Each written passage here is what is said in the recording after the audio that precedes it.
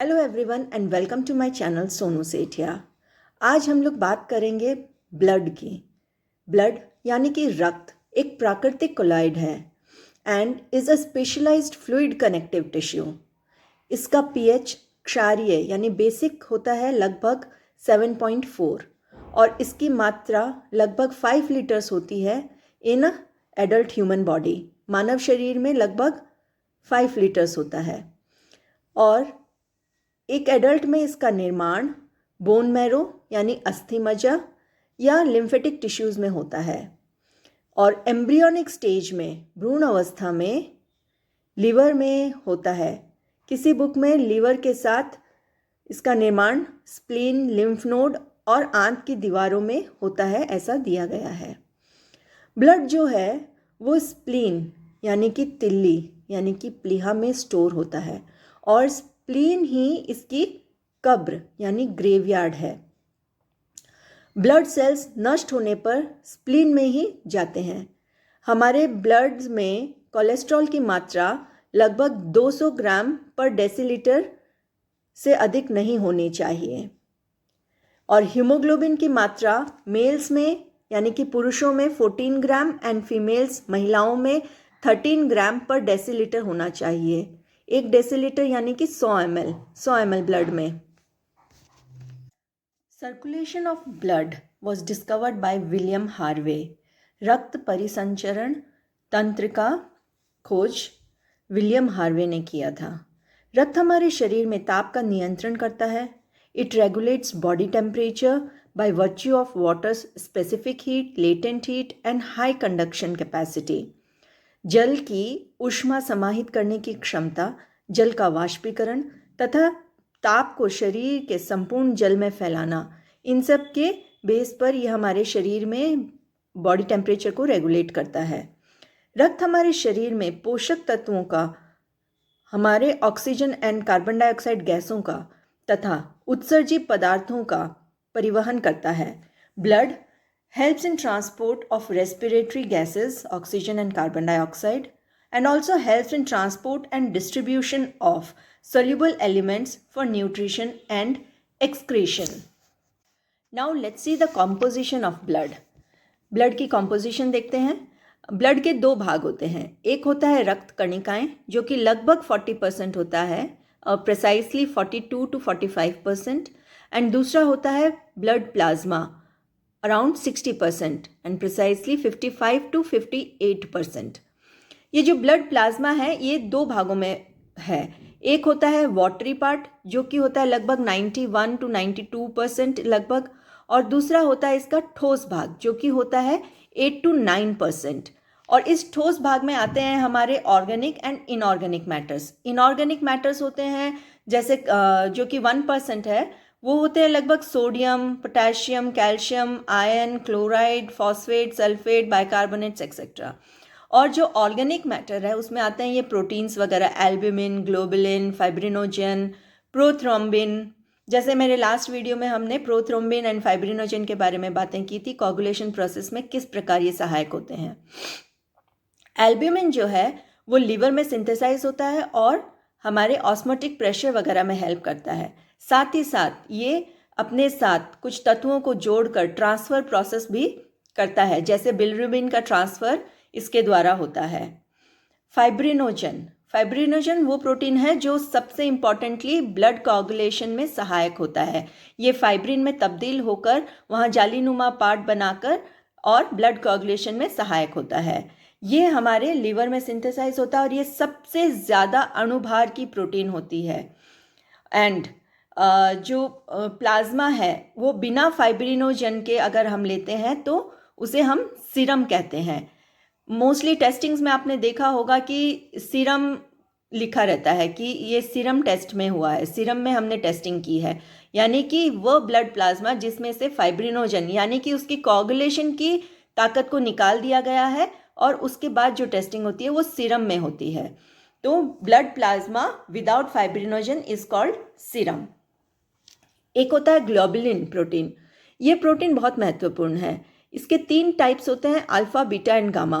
Alpha and beta ये दोनों liver में सिंथेसाइज होते हैं और ऑस्मोटिक प्रेशर में हेल्प करते हैं और साथ ही साथ दोनों कॉन्जुगेट करते हैं ग्लूकोज एंड लिपिड के साथ में to form glycoproteins and lipoproteins. सबसे इंपॉर्टेंट है इसमें गामा ग्लोबुलिन। ये हमारी एंटीबॉडी बनाने में सहायक होता है।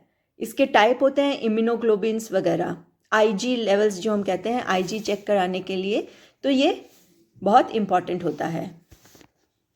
अब बात करते हैं रक्त कणिकाओं की, ब्लड सेल्स की। रक्त कणिकाएं अर्थात कॉर्पस्कल या रुधिराणु, ये 3 टाइप के होते हैं, RBC, WBC and platelets. RBC यानी कि रेड ब्लड सेल्स, इसका टेक्निकल नेम होता है एरिथ्रोसाइट्स, और ये लगभग 50 लाख हमारे या 5 मिलियन पर क्यूबिक मिलीमीटर होने चाहिए। एंड डब्ल्यूबीसीज यानी कि वाइट ब्लड सेल्स, इसका टेक्निकल नाम है ल्यूकोसाइट्स, और इनकी मात्रा लगभग 10,000, 4 से 4 to 11,000 पर क्यूबिक मिलीमीटर ये हमारे बॉडी में होने चाहिए। And the third is platelets यानी टेक्निकली थ्रोम्बोसाइट्स, ये लगभग हमारी बॉडी में 2 लाख के आसपास होते हैं, प्रिसाइसली 2.5 ±1 लाख पर क्यूबिक मिलीमीटर। तो ये इनकी मात्राएं हो गई। आइए अब इनकी डिटेलिंग में देखते हैं कि आरबीसीज क्या हैं। रेड ब्लड सेल्स, आरबीसी को बोन मैरो में अपने मदर सेल से बनने में लगभग 9 दिन लगते हैं और इसका लाइफ स्पैन होता है 120 डेज का। इसकी शेप होती है बाइकॉन्केव डिस्क, गोल आकार, लगभग बीच में से पतला और दबा हुआ, इस प्रकार का ये होता है। और इसके साइटोप्लाज्म में, इस सेल के अंदर इसके ऑर्गेनल लाइसोसोम नहीं होता है और साथ ही साथ न्यूक्लियस भी नहीं होता है। न्यूक्लियस नहीं होने का अर्थ है कि जो डीएनए टेस्ट होता है वो आरबीसी से नहीं करवाया जा सकता, क्योंकि न्यूक्लियस में ही आरएनए एंड डीएनए रहते हैं, इसलिए डीएनए टेस्ट में आरबीसी का यूज़ नहीं हो सकता। और साथ ही लाइसोसोम्स नहीं है, यानी लाइसोसोम्स क्या है, सुइसाइडल बैग्स जो कि अपने ही सेल को खा जाते हैं, नष्ट हुए सेल्स को लाइसोसोम्स खा जाते हैं। तो इस आरबीसी का भक्षण हमारा स्प्लीन करता है। Spleen is the graveyard of RBCs. इसमें एक कॉन्जुगेटेड प्रोटीन होता है कॉल्ड हीमोग्लोबिन, जिसकी वजह से रक्त को उसका लाल रंग मिलता है। हीमोग्लोबिन में होता है फेरस एटम्स यानी कि आयरन के एटम्स, और इसके साथ जुड़ता है हमारा ऑक्सीजन लंग्स में। लगभग 0.003 सेकेंड सिर्फ लगते हैं हमारे एक अणु ऑक्सीजन को हीमोग्लोबिन के साथ जुड़ने में लंग्स में। यानी कि ब्लड में आरबीसी, आरबीसी में हीमोग्लोबिन, हीमोग्लोबिन में फेरस यानी आयरन की कमी से हो सकता है एनीमिया। और हमारे आरबीसी में प्रोटीन्स हो गए हमारा हीमोग्लोबिन, स्ट्रोमेटिन, इलिलिन इत्यादि। अब बात करते हैं डब्ल्यूबीसीज की, वाइट ब्लड सेल्स यानी कि ल्यूकोसाइट्स। ये हमारे शरीर की आर्मी होती है। ये मोबाइल सिक्योरिटी गार्ड्स हैं एंड हेल्प इन फेगोसाइटोसिस, हमारे माइक्रोब्स का सफाया करने में सहायक होती हैं। इनका जन्म bone marrow and lymph nodes में होता है और इनकी शेप जो है वो अनिश्चित होती है, हम डिफाइन नहीं कर सकते हैं, और इनके साइटोप्लाज्म में न्यूक्लियस होता है। These are of 5 types: neutrophil, eosinophil, basophil, monocytes and lymphocytes. जो हमारा सेमेस्टर 1 की बीएचबी है, बेसिक्स ऑफ ह्यूमन बॉडी, मानव शरीर विज्ञान, उसके अनुसार न्यूट्रोफिल जो है वो हमारी पैदल सेना है अर्थात इन्फेंट्री। ये 50 to 70% of the total leucocyte count में ये हमारा भागीदार है। और इसके साइटोप्लाज्म में 3 to 5 लोब्ड न्यूक्लियस होता है और साथ ही साथ कुछ ग्रैनुअल्स होते हैं, छोटे महीन बालू के समान दाने, जिनमें लाइजोजाइम्स, ये एक एंजाइम है, वो रहते हैं जो सूक्ष्म जीवाणुओं को पचाकर नष्ट कर देते हैं। इनकी काउंट जो है वो सेल्यूलाइटिस, इम्पाइमा या एक्यूट हेमरेज वगैरह में बढ़ जाती है। और इनकी काउंट थायराइड, मीजल्स, इन्फ्लुएंजा इसमें घट जाती है। दुश्मन से लड़ते लड़ते ये शहीद हो जाते हैं तो इनकी काउंट घट जाती है। Next is our eosinophils. ये भी पैदल सेना है और ये इंक्रीज करते हैं अपनी काउंट को इन एलर्जी, जैसे ब्रोंकाइल अस्थमा हुआ, आंतों में कीड़े हुए, या यूसिनोफिलिया वगैरह, इसमें इसकी काउंट बढ़ जाती है। ये ज़्यादातर श्वसन तथा पाचन तंत्र में, पेट में कीड़े, बार बार सर्दी जुकाम यहाँ पर ज़्यादा हो जाते हैं। लगभग 2 to 3% ये कंट्रीब्यूट करते हैं टोटल ल्यूकोसाइट काउंट के लिए। और इनमें 2 लोब्ड न्यूक्लियस होता है और ये ग्रैनुलेटेड होते हैं इनके सेल, जिसमें छोटे छोटे महीन दाने, जिसमें डिटॉक्सिफाई करने वाले एंजाइम्स होते हैं। Next is our basophil.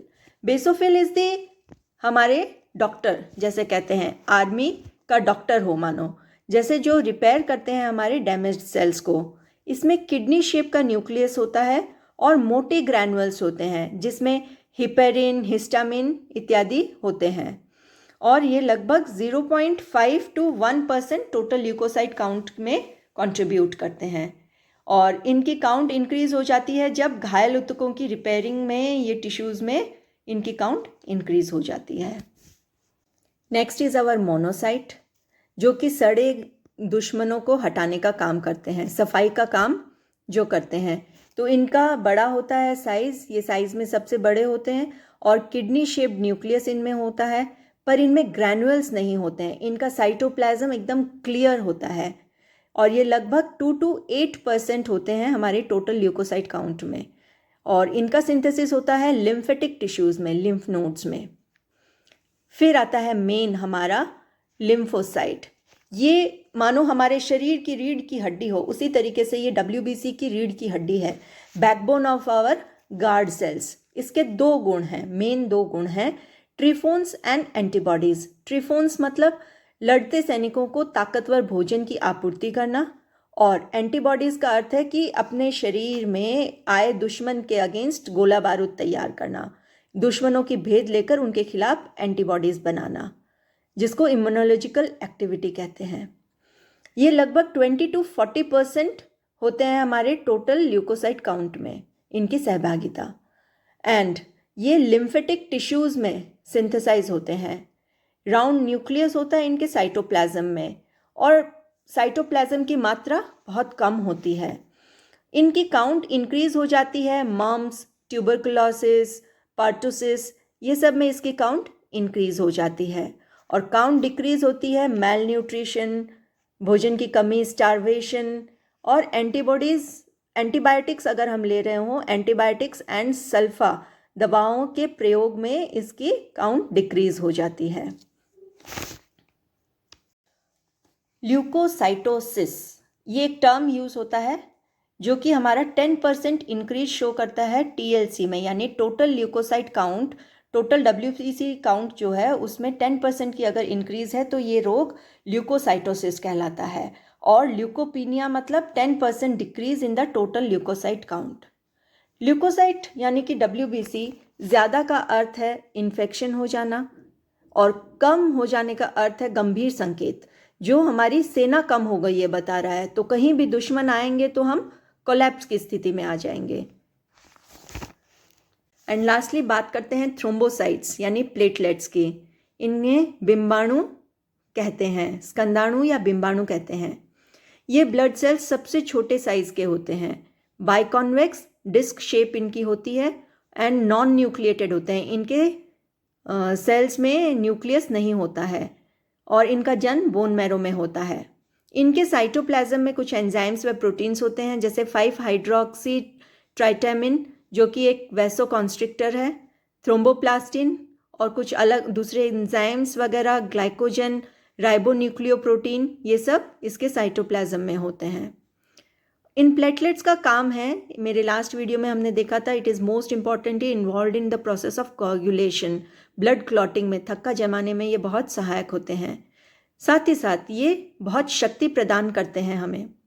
पर इनका एक अवगुण भी है, इनके चिपकने की जो शक्ति है ये इनका अवगुण का रूप ले लेता है। अगर ये क्लॉट बना दे हमारे शरीर के अंदर तो चिपक कर आर्टरी या वेन में ब्लॉकेज कर सकते हैं, जिसकी वजह से हार्ट अटैक, जो साइलेंट हार्ट अटैक कहते हैं, वो इसकी वजह से आ सकता है।